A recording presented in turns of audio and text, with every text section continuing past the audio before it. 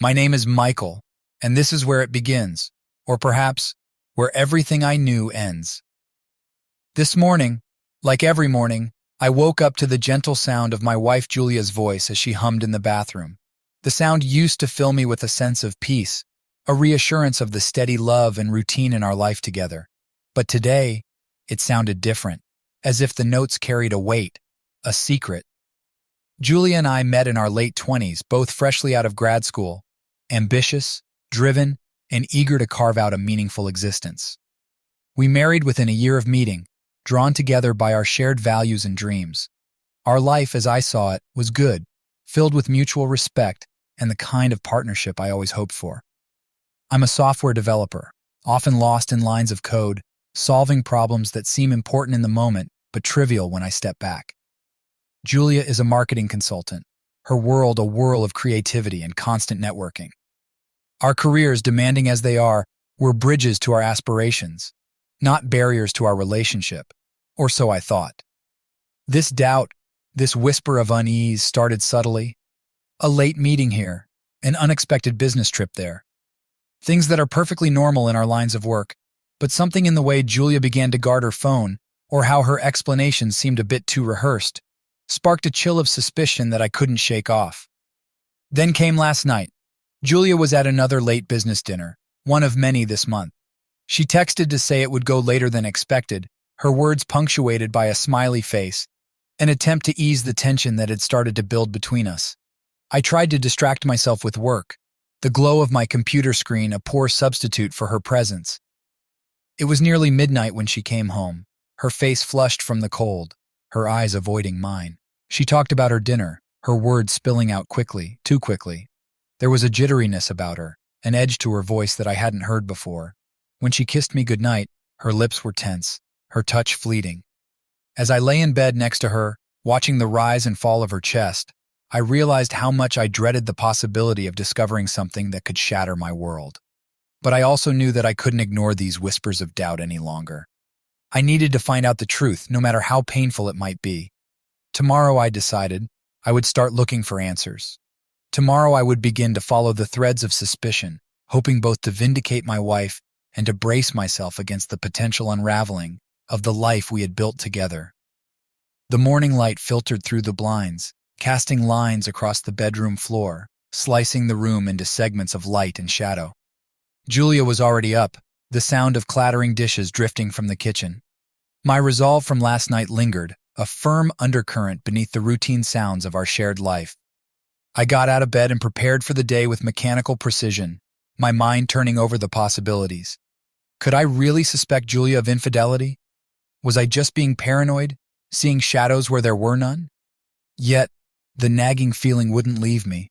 The late returns home, the secretive phone calls, her sudden protectiveness over her digital life.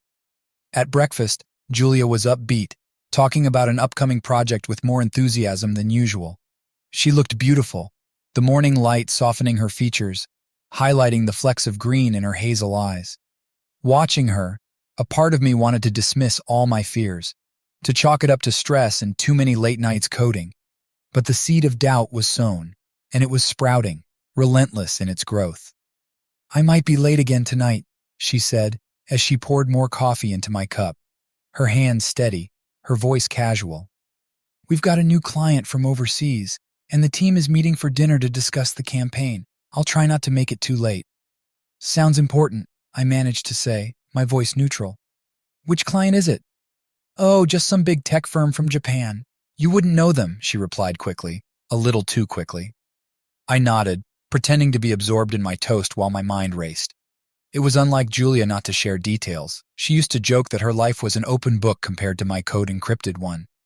As soon as she left for work, the quiet of the house wrapped around me like a thick blanket, suffocating in its vastness. I knew I couldn't just sit and let the day slip by, governed by my fears and imaginations. I had to know. Pulling out my laptop, I started with what I knew best, digital traces.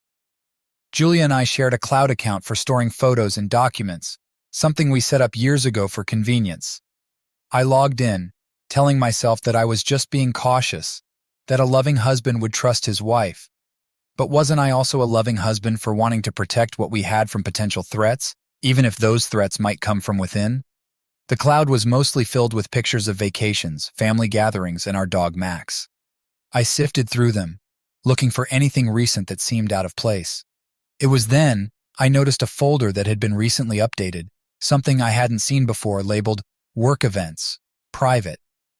Private. The word echoed in my head. Why would Julia have a private folder in our shared cloud? My heart pounded as I clicked on it, half hoping it would be nothing. Just work photos she hadn't had time to sort through. The first few pictures were innocent enough. Office parties, team lunches. But then I scrolled down to the newer images, and my breath caught. There she was, Julia, looking radiant, more so than I had seen recently. But she wasn't alone. In each photo, she was with the same man, a tall, distinguished-looking individual I had never seen before. They were laughing, his hand lightly touching her back, their closeness unmistakable. I closed the laptop, my mind reeling. These photos were not proof of an affair, but they were a lead, a thread I couldn't ignore. I needed more before I could confront her, more concrete evidence to either calm or confirm my fears. Tonight, I decided, I would follow her to this dinner. If she was meeting her team, I'd see it for myself. If not, well, I would cross that bridge when I came to it. For now, the thread of doubt continued to unravel, and I was too far gone to simply look away. The day dragged on, each hour punctuated by the tick of the clock and the throb of my doubts. My work suffered.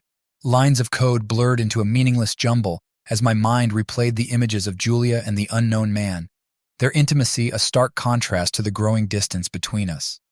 As the sun dipped below the horizon, painting the sky with strokes of orange and purple, I prepared for the evening. I told myself this was necessary, that any loving husband would want to protect his marriage, to confront the painful truths head-on.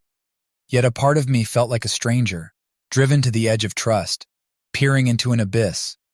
Julia left for her business dinner with a breezy kiss on my cheek and a promise to not be late. I watched her drive away, the taillights of her car a pair of red eyes fading into the twilight. Once she was gone, I gave myself a few minutes, then followed. The address she'd casually left open on her laptop was for a high-end restaurant downtown, a place we had once celebrated our anniversary. The irony wasn't lost on me. I parked across the street from the restaurant, my car shrouded in the anonymity of dusk. The evening was cool, and people around me were wrapped in their coats, their faces half hidden beneath scarves and hats, their own lives a mystery. I felt a kinship with these strangers, each perhaps carrying their own burdens of heartache and suspicion. From my vantage point, I could see the entrance to the restaurant. Patrons came and went, couples mostly, some families. The warmth of the restaurant interior spilled out each time the door opened, a brief glimpse into a world that seemed increasingly foreign to me. Then I saw her. Julia arrived, not with a group but alone. My heart sank deeper with each step she took towards the door. She paused before entering, looking around as if she felt the weight of my gaze. I ducked instinctively, my breath catching. When I dared to look again, she was gone, swallowed by the warmth of the restaurant.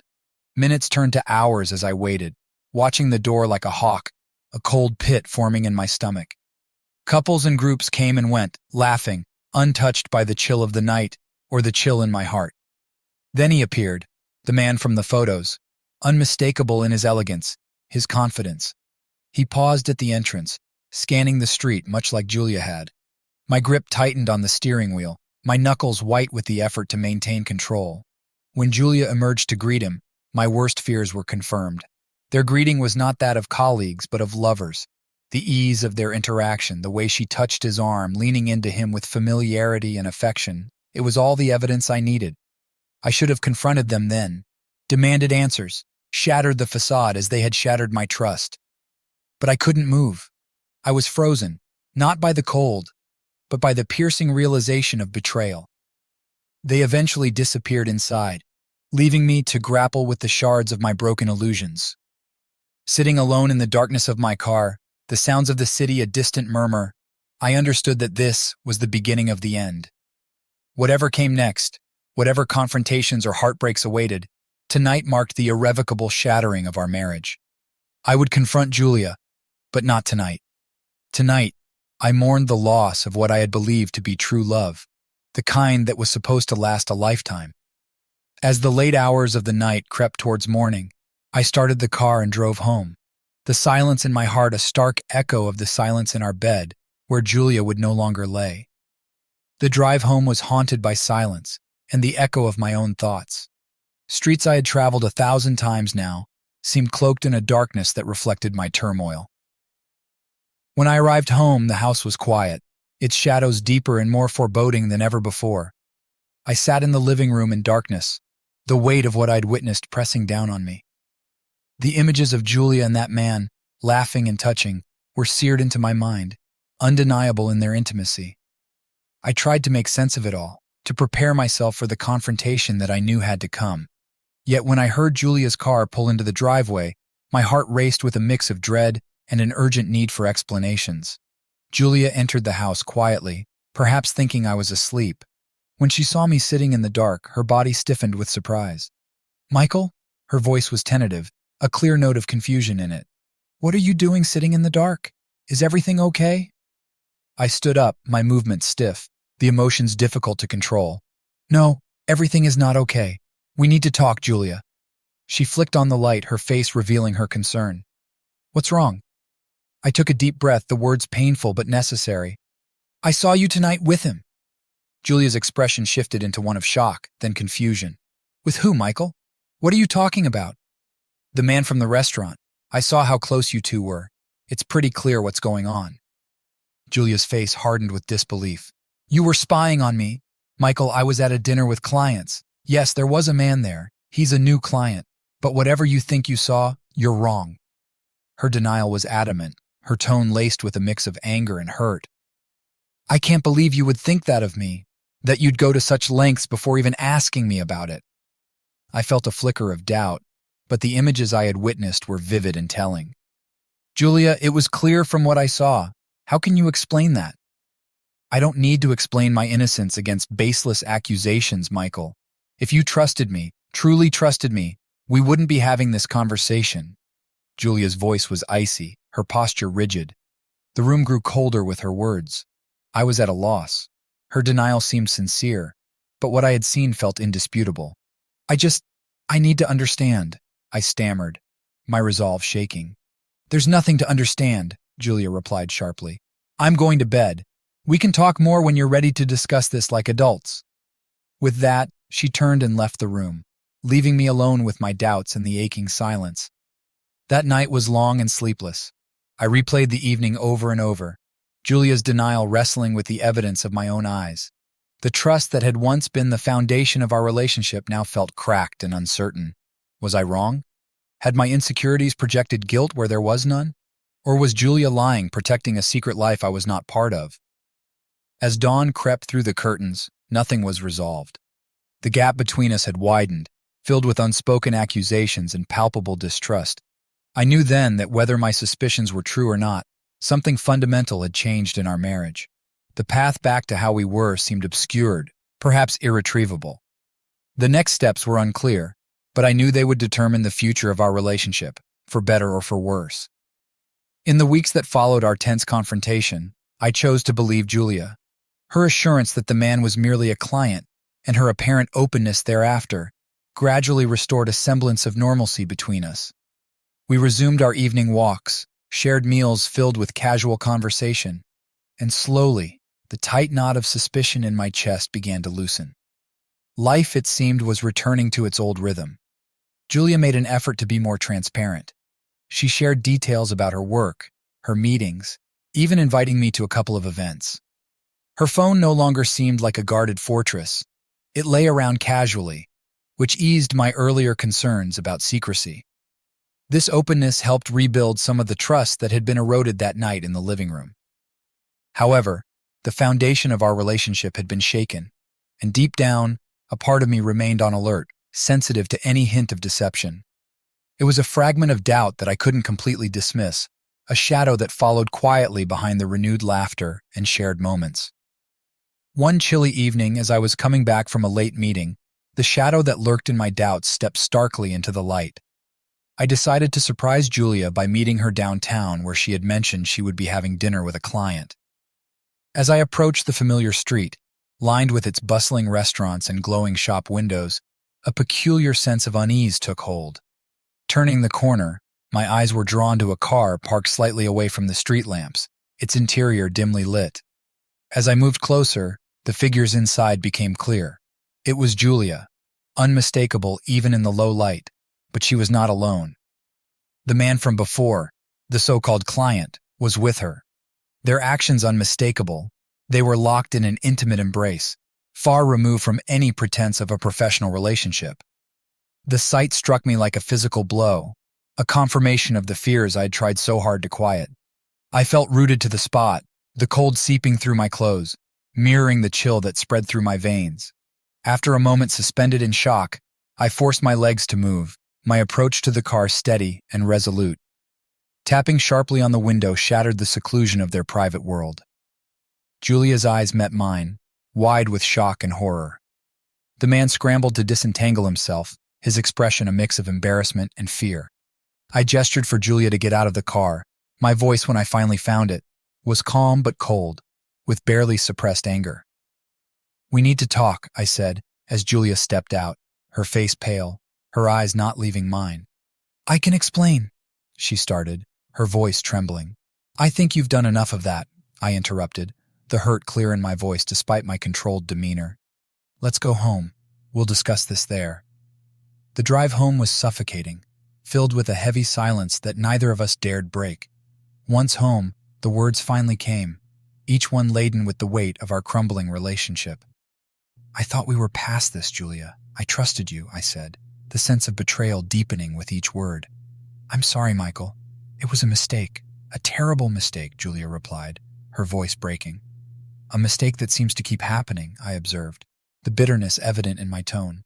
Once we were home, Julia pleaded, her voice filled with urgency and regret.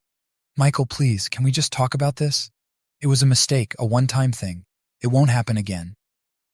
I stood by the kitchen counter, my hands bracing the edge, struggling to process the whirlwind of betrayal and pain. "A one-time thing? Julia, I can't just brush this aside. This isn't just about tonight. It's about trust. And once that's broken..." She cut me off, desperation lacing her tone. I know I've messed up, but think about everything we have together. Our home, our life. You can't throw it all away over one mistake." "One mistake?" The words echoed bitterly. "It's not just one mistake, Julia. It's every lie that covered it up. It's every time you looked me in the eyes and told me there was nothing to worry about." The pain was palpable, a physical ache that accompanied the sense of betrayal. Julia's face crumpled, tears welling up, but then her expression shifted, hardened by what seemed like a sudden resolve. "What about our marriage vows? For better, for worse, Michael? Or does that only apply when things are easy?" Her words stung, a mix of truth and manipulation that left me reeling. "It's about respect, Julia. How can we go back to how things were knowing what I know now?" She took a step closer, her voice lowering to a whisper that carried an unspoken threat. "And what if I'm not ready to let it go? What if I fight this, Michael? Do you really want to drag us both through that mud?" Her implication was clear. A messy public divorce that could tarnish both our reputations and drain us emotionally and financially. Her stance was defensive, almost aggressive, a far cry from the woman I thought I knew. I felt cornered, trapped by the situation and her words. The realization that this could get uglier hardened my resolve. "If that's what it takes to be free of lies, then yes, I'm prepared to go through it," I responded firmly. Julia looked taken aback, perhaps not expecting my pushback. "You'd ruin us both? Over what, pride?" "Not pride, Julia, integrity, something I need to live with myself." My voice was calm, but inside everything felt like chaos. We stood in silence, the air thick with unsaid words and stifled emotions. Julia finally spoke, her voice softer. "I don't want a divorce, Michael. I love you. I'm willing to do whatever it takes. Counseling, therapy, anything." The offer was tempting, a part of me longing for a way to mend the irreparable. But the images of her with another man, the lies too easily told, they were barriers too substantial to dismiss. "I need some time, Julia. Time to think about what I want, what I can forgive." Julia nodded, wiping away tears, a mix of sorrow and something darker in her eyes. Okay, take your time. But remember, Michael, we're in this together, one way or another. As I walked away, her words lingered in the air. A veiled threat or a reminder of our entwined lives, I couldn't tell. The next steps were uncertain, but one thing was clear. The path forward would be fraught with challenges, both emotional and possibly legal. The scandal of a crumbling marriage was just beginning to unfold. In the days following our strained conversation, a tense ceasefire held at home. We moved around each other with a politeness that was as thin as ice, fragile and cold. I spent my days lost in thought, pondering the right course of action, while Julia seemed unusually busy, often locked away in hushed phone calls or quick trips out of the house. The first hint that something was amiss came subtly. I noticed changes in the demeanor of people around me.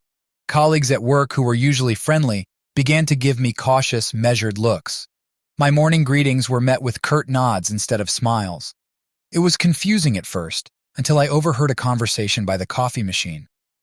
I heard he was pretty controlling. Poor Julia, one of my colleagues whispered, not knowing I was within earshot. Stunned, I returned to my desk, my mind racing. The isolation at work soon extended into other areas of my life. Old friends started to cancel our usual meetups, each with flimsy excuses that felt like veiled rejections. It didn't take long for the full picture to emerge. My sister, Anna, was the one who finally confronted me.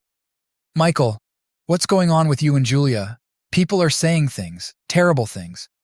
What things? I asked, though a sinking feeling had already taken hold. That you've been, well, abusive. That you've been controlling and harsh with Julia. She's apparently been confiding in some friends, and word has gotten around, Anna said cautiously, her expression a mix of concern and disbelief. The accusation hit like a slap. Abuse? Controlling? These were manipulations of the truth so extreme, so far from reality, that they left me momentarily speechless. Anna, that's not true. None of it is. Julia and I are having problems, yes, but I've never been abusive. How could she say these things? Anna sighed, sitting down next to me. I didn't want to believe it, Michael. But she sounded so convinced, so victimized. She's been telling people that she's afraid of what you might do if she tries to leave you. The realization that Julia was not only spreading lies, but painting herself as a victim in a narrative she crafted, was a betrayal of a different kind. It wasn't just our marriage that was crumbling. It was my entire life, being reshaped by falsehoods. I felt a surge of anger, followed by a deep, weary sadness. I don't know why she's doing this, Anna. But I'm telling you, it's not true. I need to clear this up. Deciding to take action, I reached out to a few close friends, trying to set the record straight. The conversations were difficult, a mix of awkward explanations and reassurances. Some were sympathetic, offering support and believing my side of the story. Others seemed skeptical, their trust eroded by the rumors they had heard. The situation at home became even more strained. Julia's actions were now openly hostile. Her campaign against me not just a private war, but a public spectacle. Our interactions were limited and formal, and the house felt more like a battleground than a home. One evening, as I was mulling over my options, a call from an old friend, Derek, came as a lifeline. Mike, I heard what's being said about you. I know you better than that. What can I do to help? Grateful for an ally, I explained everything to Derek. His support was unwavering. Let's meet up with the guys, get everyone together, and talk this through. You need to face this head on, and you'll need all the support you can get. Arrangements were made, and soon, a meeting was set. It was time to confront the storm of rumors head on, to try and salvage what was left of my reputation, and to confront the web of lies that Julia had woven. The path ahead was fraught with difficulty, but with support, I hoped to navigate through the turmoil and find some semblance of peace and truth. The meeting with my close friends, organized by Derek, served as a vital turning point. Gathered around in Derek's living room, the air thick with tension and unspoken questions, I laid out everything, my suspicions, the confrontation, Julia's denials, and finally, the shocking spread of malicious rumors. The support from my friends, some of whom had initially believed the rumors, was reinforcing. They offered not just their belief in my innocence, but also their assistance in any way I needed. Bolstered by this wave of support, I made a decision that felt both inevitable and heartbreakingly final. I would file for divorce.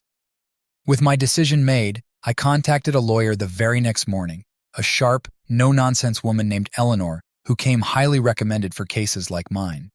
"We'll need to move quickly given the circumstances," Eleanor advised during our initial meeting. "If your wife is spreading false allegations, it's essential to establish your narrative legally before things escalate further." I nodded, feeling a mixture of relief and sorrow at the formal dismantling of my marriage. The process was clinical, and Eleanor's efficiency was a comfort in the chaos that my personal life had become. However, just as I began to take steps to regain control of my life, Julia launched a countermove that I hadn't anticipated. She had been unusually quiet since the rumors came to light, a silence that I now realized was the calm before a new storm. 2 days after I met with my lawyer, Julia requested to meet at a neutral location. We sat across from each other in a quiet corner of a local cafe, the air between us charged with unspoken words. "Michael, I know you've started talking to a lawyer about divorce," Julia began, her voice steady but her hands nervously twisting a napkin. "But I have something important to tell you, something that might change things." I met her gaze, wary of another manipulation but curious about what she felt could possibly alter the course we were on. "What is it, Julia?"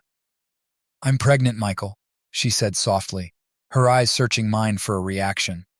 The news hit me like a physical blow. Pregnant? The implications were enormous and instantly complicated everything. My mind raced through the past weeks, the timelines, the possibilities. Could it be true? Or was this a desperate ploy to delay the divorce, to anchor me to her with a new set of responsibilities? "How? Are you sure?" I managed to ask, struggling to keep my voice even. "Yes, I just found out. I thought it was stress causing my symptoms at first, but I took a test and then another. Michael, I know things have been terrible between us, but this is our child. I hope this might make us rethink everything, for the sake of our family."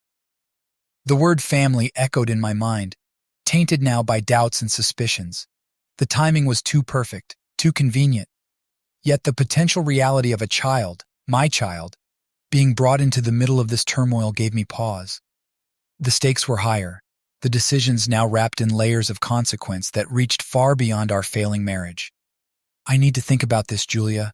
I need proof," I said finally, the weight of the situation settling heavily on my shoulders. "Of course we can go to the doctor together," she replied, her voice hopeful. As I left the cafe, the world seemed to shift around me, the familiar streets a backdrop to a life that was now unrecognizable. I called Eleanor to update her, her response pragmatic and cautious. "This changes the legal landscape if it's true. We'll need to verify the pregnancy independently," she advised. The days that followed were a haze of legal consultations and deep personal reflection. The possibility of a child, my child, being involved made me question the path of divorce, even as I doubted Julia's motives. Was there a chance for reconciliation, or was it merely a delay of the inevitable? Each step forward was now weighted with far greater implications, the future a tapestry of legal, moral, and personal decisions that I was still unraveling. The following weeks were a surreal blend of tension and mandatory civility. The possibility of a child on the way fundamentally altered the landscape of our discussions. We scheduled an appointment with Julia's doctor to confirm the pregnancy, a visit that felt more like a business negotiation than a personal moment. Sitting in the doctor's office, I watched the emotions play across Julia's face, nervousness, anticipation, perhaps a hint of manipulation. When the doctor confirmed her pregnancy, a part of me felt an unexpected jolt of reality hit. This was no longer just about us. There was a potential child to consider in our decisions now. "Congratulations," the doctor said, seemingly oblivious to the cold undercurrents between us. Julia looked at me, her eyes searching for a reaction. "Michael, can we talk? Maybe try to work things out for the baby's sake." The drive home was filled with a heavy silence. I was torn, caught between my feelings of betrayal and the undeniable responsibility I now faced. At home, we sat down to discuss our options, but the conversation quickly spiraled into familiar territory. "Michael, think about what this means. We could be a family," Julia implored, reaching across the table to touch my hand. Pulling away, I felt a surge of frustration. "Julia, even if we are going to be parents, I can't just forget everything. How can we build a family on lies and deceit?" Her face fell, and she withdrew her hand. I know I've made mistakes, but this could be a new start for us. I sighed, the weight of the situation pressing down on me. I need some time to think about all of this. Being parents is separate from us being together. We need to consider if trying to stay together is really best for this child. As the days passed, the situation became more complex. Julia's narrative to our friends and family began to shift subtly.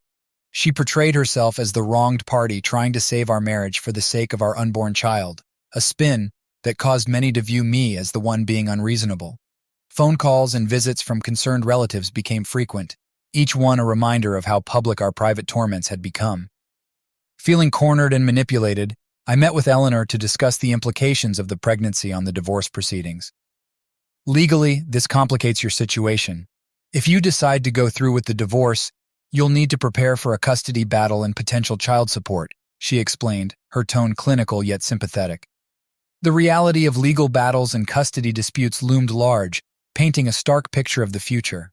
Despite the complications, my resolve to not return to a marriage built on deception remained firm. I want to proceed with the divorce, I told Eleanor, but I also want to be part of my child's life, no matter what. As we prepared the necessary documents, I reached out to a few friends who had been through similar situations. Their advice was a mix of caution and encouragement, each story a tapestry of personal pain and eventual adaptation. The decision to divorce, despite the pregnancy, was not received well. Julia was furious when I informed her, accusing me of abandoning her and the baby. "You're choosing to tear our family apart before it even starts," she cried. "It's not about tearing anything apart, Julia. It's about setting it right. I can be a father without being your husband," I replied, my voice steady despite the turmoil inside. As I left that night to stay at a friend's place, the weight of the upcoming challenges felt immense. But amidst the fear and uncertainty, there was a flicker of hope, a chance to start anew, not just for myself, but for my child. The road ahead was fraught with legal and emotional battles, but I was determined to walk it with integrity and hope. In the weeks that followed my decision to proceed with the divorce, despite Julia's pregnancy, the situation grew increasingly contentious.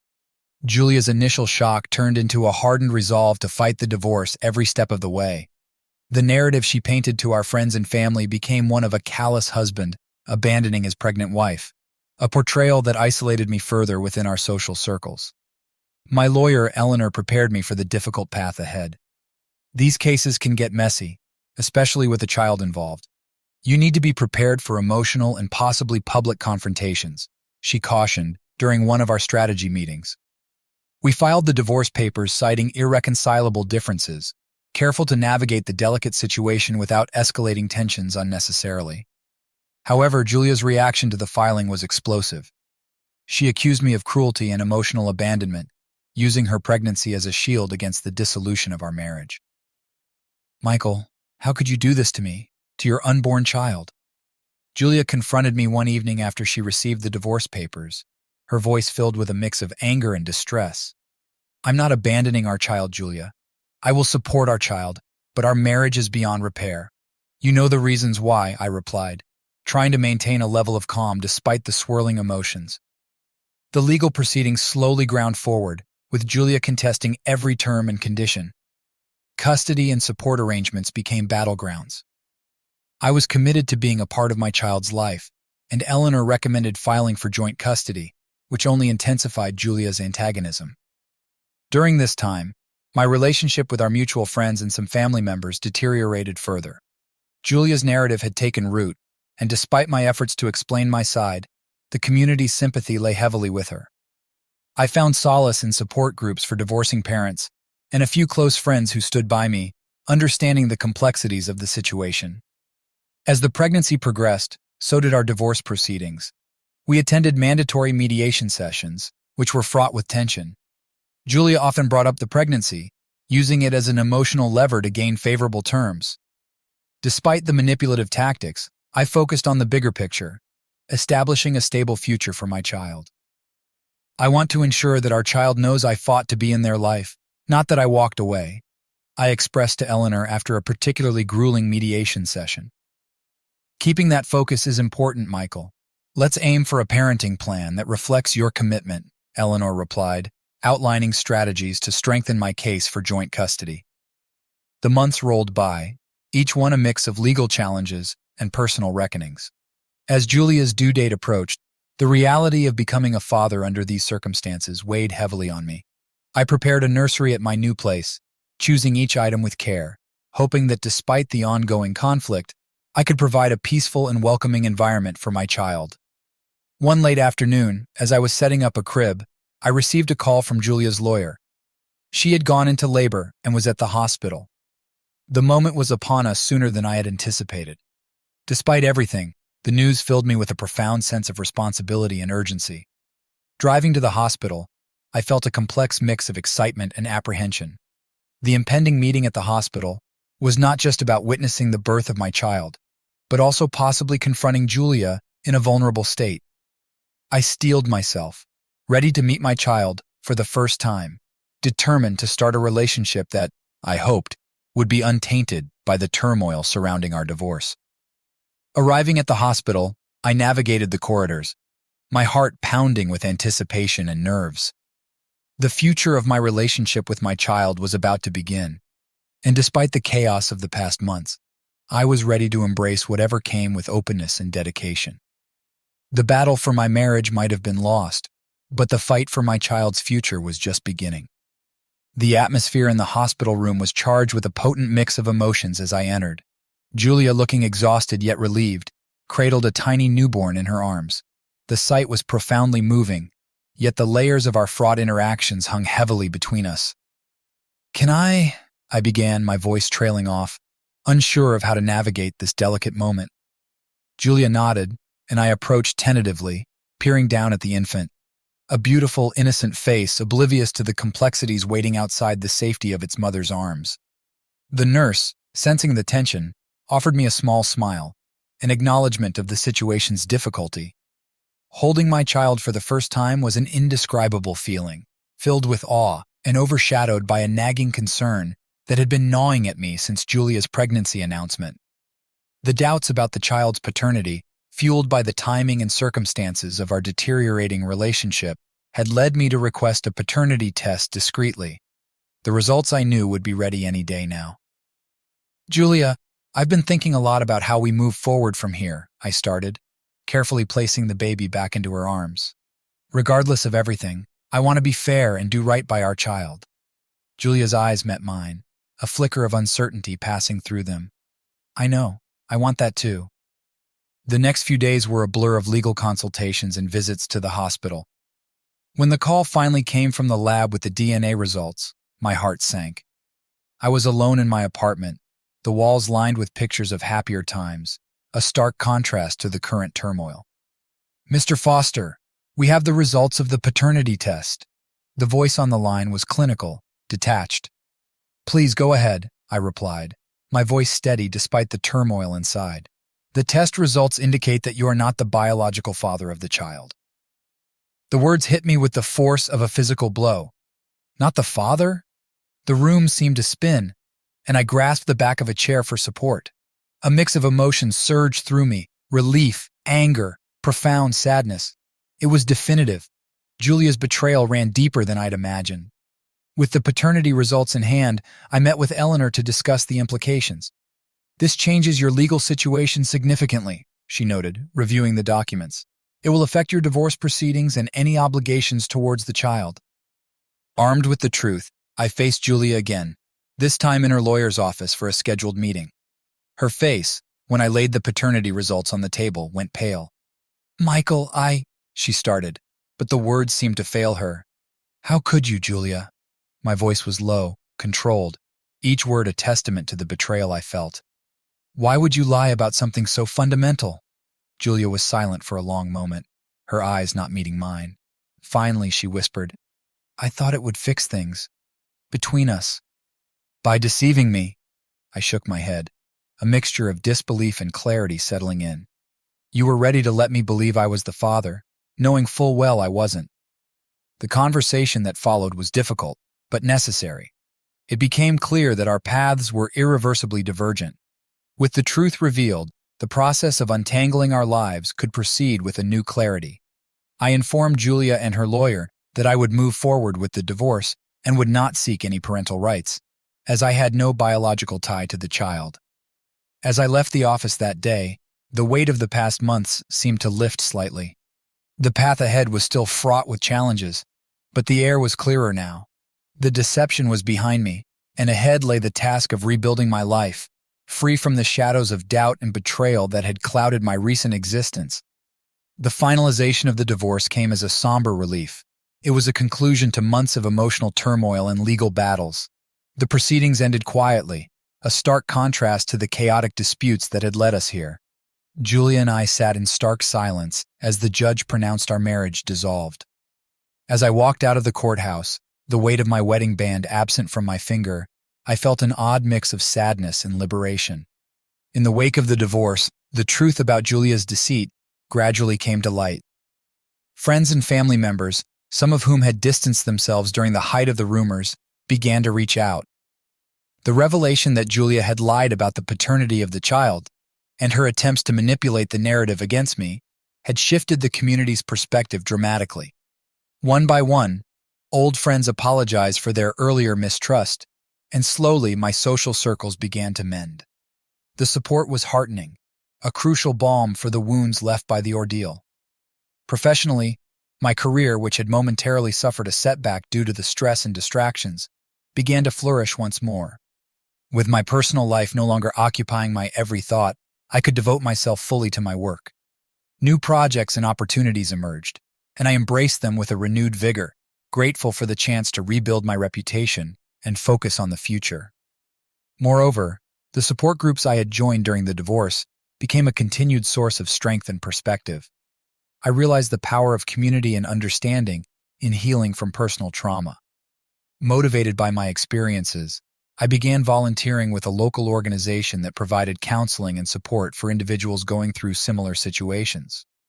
As my life stabilized, I found new joy in pursuits I had neglected: photography, hiking, and traveling.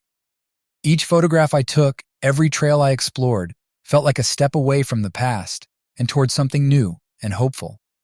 Eventually, I even began dating again. It was initially daunting, the prospect of trusting someone new. However, I found that the trials I had endured had taught me not only about the resilience of the human spirit, but also about the importance of honesty and communication in relationships. These lessons guided me in forming connections that were rooted in transparency and mutual respect.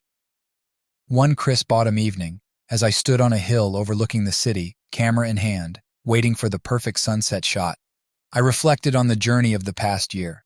The pain had been real, and the betrayal deep, but they had not defined me. Instead, they had sculpted me into someone stronger, someone who understood his worth and the value of true connections. The sunset painted the sky in hues of orange and purple, a spectacular display of nature's artistry. As the light faded, I felt a profound sense of peace. Life had indeed moved on, and I had moved with it, not unscarred but undeterred, ready to face whatever new adventures lay ahead. The chapter of my life that included Julia was closed, a part of my history that would always influence who I was. But as I packed away my camera and headed back down the trail, the future seemed bright and full of possibilities. Life after divorce was not just a path to recovery, but a path to discovery, of self, of community, and of the unexplored joys that lay just over the next horizon.